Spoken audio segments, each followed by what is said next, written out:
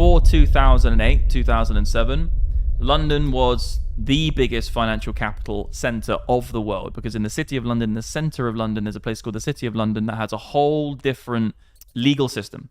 So there's a whole different world in the middle of London. It's still there right now. It's very near the House of Parliament. I went to a forum there, and there's a whole little place, and they have a completely different standard to anywhere else in the country. They have their own legal standard. They have their own courts. They have their own judiciary. They have their own tax regime. And also, they're on common British law, not on other types of laws which are in the whole country. And there's no Bill of Rights. So this is crazy. This is in the middle of London, and this is where all of the biggest financial institutions were, because they could essentially have more control over fraud cases, going through their own court systems to prosecute people who committed bad crimes. Because at the end of the day, the banking system is so integral now to the system that we live in the world, is that there is a whole new set of rules.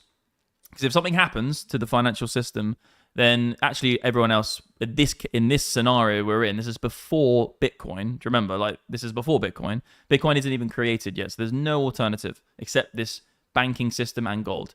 And basically, the whole fucking thing is a load of bollocks. Anyway, I don't even agree with it, but what I'm saying is that 2008 was essentially the collapse of that system being the predominant system that was going to last another 100 years of being the predominant thing.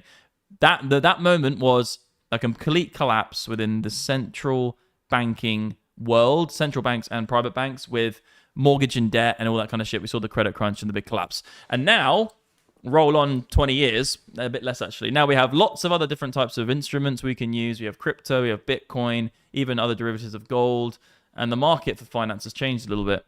But anyway, I'm just saying that 2008 fucked London.